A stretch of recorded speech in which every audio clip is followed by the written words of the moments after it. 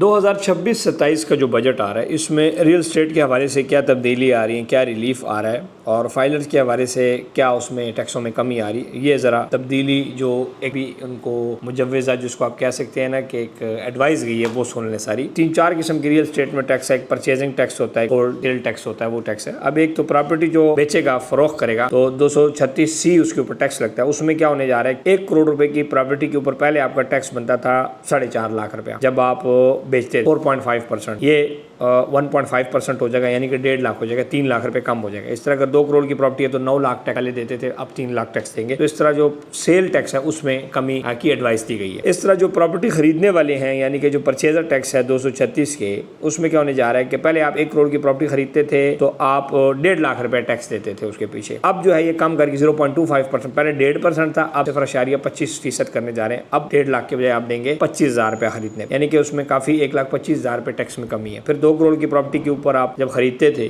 تو 3 لاکھ روپے ٹیکس دیتے تھے، اب 50,000 روپے ہوگا، اس طرح 2.5 لاکھ آپ کی وہ ہوگی۔ تو اس طرح اس میں کافی ساری تبدیلیاں آ رہی ہیں۔ اچھا، اس میں اگر کوئی بھی فائلر ہے 5 کروڑ روپے کی پراپرٹی خریدتا ہے اور بعد میں فروخت کرتا ہے تو صرف ان 2 ٹیکس میں تقریباً جو ہے نا آپ سمجھ لیں کہ 20-25 لاکھ روپے تک کی اس کو ٹیکس کی بچت۔ اہم اس میں پوائنٹ یہ کہ ان قانونی تبدیلیوں سے لین دین کی لاگت کم ہونے جا رہی ہے، پھر سرمایہ کاری اور مارکیٹ کے اندر تھوڑا سا اضافہ ہو جائے گا۔ رواں سال جو بھی جو ہے ود ہولڈنگ ٹیکس وصولیوں میں 29% کمی ریکارڈ ہوئی ہے۔ پھر پراپرٹی سیکٹر میں سسروی سے گین ٹیکس وصولیاں بھی کم ہوئی تھیں۔ پراپرٹی ٹیکسز میں رد و بدل سے متعلق IMF کو بھی ابھی اس حوالے سے بتایا گیا کہ ہم یہ کرنے جا رہے ہیں۔ نان فائلر کو کسی قسم کا ریلیف فی الحال نظر نہیں آ رہا۔ پھر نان فائلر کو پراپرٹی خرید فروخت کے وقت تقریباً 10.5% ٹیکس ادا کرنے پڑے گا۔ تو ایک تو آپ اپنے آپ کو فائلر ہوں تاکہ آپ ٹیکس کم بچیں، بھاری ٹیکس و پراپرٹی مارکیٹ کی سرگرمیاں جو ہے متاثر ہوں گی نان فائلر کے حوالے سے۔ سو یہ وہ تمام وہ ہیں۔ بجٹ 2026-27 کے اندر اوورآل جو ہے وہ ریئل اسٹیٹ کو کچھ دینے کی کوشش کی جا رہی ہے ریلیف۔ اس کی وجہ یہ ہے کہ ریئل اسٹیٹ کے ساتھ الائڈ 40-50 انڈسٹریز ہیں، چاہے وہ سیمنٹ ہے، لکڑی والا ہے، اسٹیل والا ہے، اینٹ بنانے والا ہے، مزدور طبقہ ہے۔ تو اگر اس قسم کی حکومت یہ لے کے آ جاتا ہے، لیکن ایک چیز ہے کہ جو IMF ہے اس کی طرف سے ابھی اس کے اوپر یہ حکومت ان کو راضی کرے، کیونکہ ہمارا جو بھی بجٹ بنتا ہے ہم